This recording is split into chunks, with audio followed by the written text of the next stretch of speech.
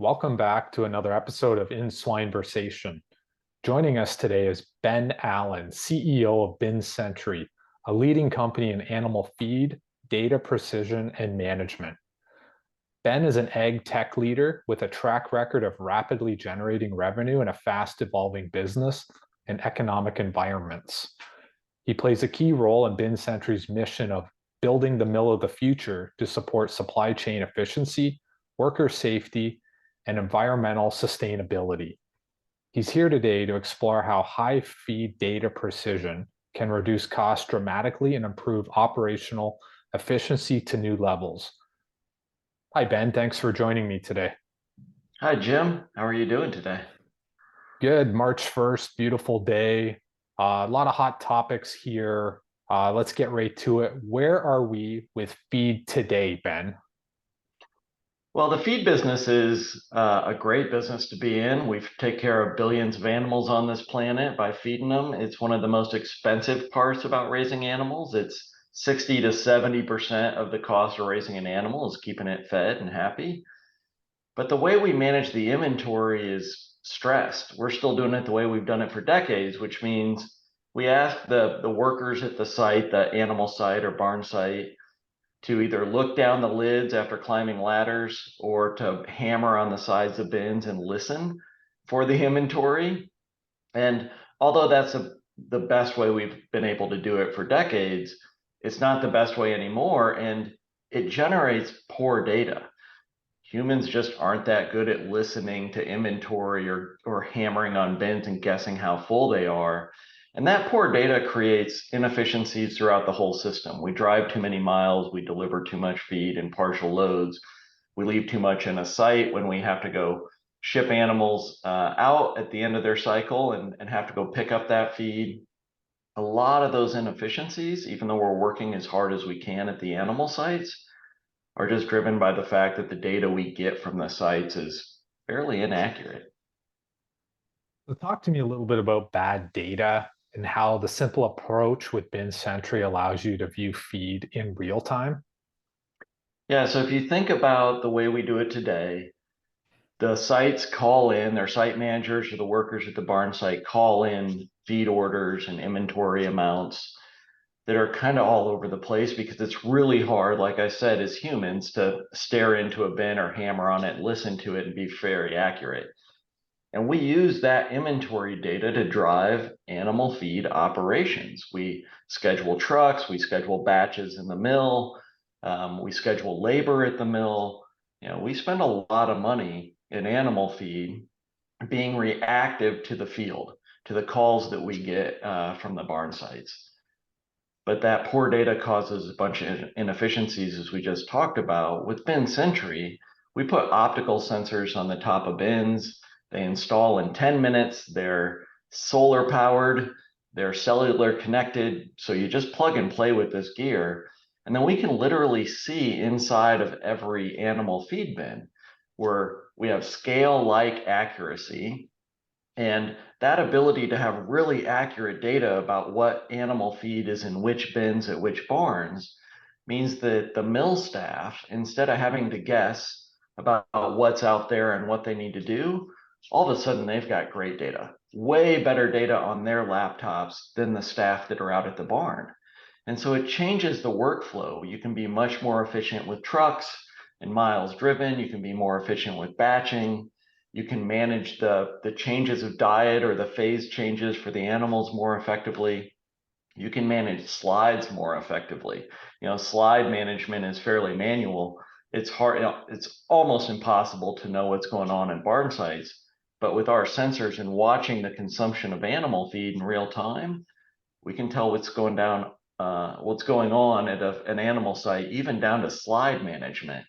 And so there's all these efficiencies that you can gain just by being able to clearly see what's going on out at the field. Quick sidebar for a second, Ben. You were at the Minnesota Pork Congress in February. Personally, you were there. What was it like to interact with producers? Well, it's fantastic. I mean, they're working hard. It's been a tough weather season. It was hard at the Minnesota Pork Congress. We were at the front end of this latest storm that kind of swept across the country, and it was a bad ice storm. And part of the conversation was the weather. Ag has to work in all the weather 7 days a week. We know that. It's one of the reasons that ag is a tough industry to be successful in. It's also one of the things most of us enjoy about it, the chance to get outside. But the producers were talking about making sure that the animals had enough feed before the weather event and knowing which bins they needed to hit immediately after. Were they set up for a 3 or 4 day weather event that was going to impact their animals and their operations? And that takes better data. So the people that are already using our gear, our technology, walked up to the booth and said hi. It was great to see them. They had big smiles on their face. They were planned and set for the storm. Other people were walking around and saying, I may need to get out of here early. I'm nervous about what we need to do. And a lot of that just comes down to the confidence about what's happening out in the field. And it was great to be in Minnesota, even though the weather was terrible. I happen to be a big fan of the people up there. What about ag tech? What's your definition of this and where is it going? Yeah, so agtech has been around as a term for a long time. It's really just technology that's been tailored to the agricultural industry and what we do in ag. And it's evolving. It started out as kind of software and data ingestion. In a lot of cases, it was manual data. So we need somebody to sit down and tell us what's going on. Today, it's advanced significantly. Today, when we talk about ag tech, a lot of times we're talking about artificial intelligence, algorithms, and machine learning from a software standpoint. We're talking about robotics in the field, automation that can help us with our labor challenges. And so, just like every other industry, you're seeing technology address challenges in ag, which is a high volume, 24/7 business that tends to work in a tough environment outdoors.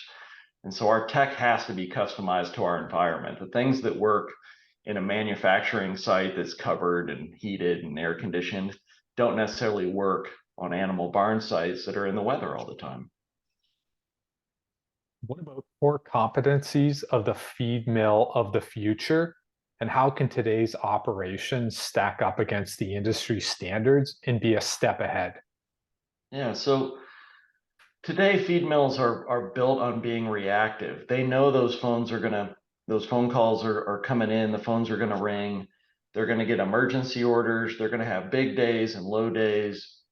And we've worked really hard to be good at that, and feed mills are staffed for that. They're great at what they have to work with today, but they can be better. And that being better is going to involve being able to see out into the barn sites that they serve, the feed bins that they serve, so that they can plan their batching, they can plan their deliveries, and they can plan what they're going to do with their staff effectively, because it's not unusual for a feed mill to work 7 days a week or 6 days a week, depending on where they're at.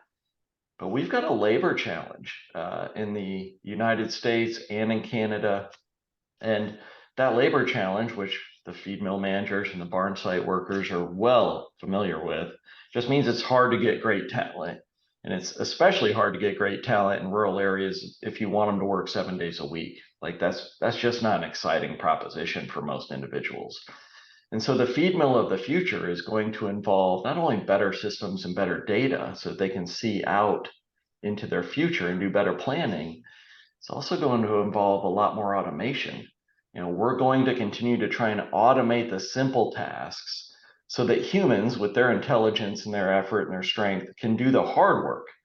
And we want to continue to use technology to take work off the plate when possible. And that's about labor, it's about efficiency, it's about really precision, being great at what we do because we know exactly what's going on in the field and with the operations. So the feed mill of the future is going to be, fairly technological, and a lot of that's driven by labor and automation and just data quality. That's a great ag tech update for us today. Ben Allen, CEO of BinSentry. Thanks for joining us. Yeah, thanks, Jim. I appreciate it.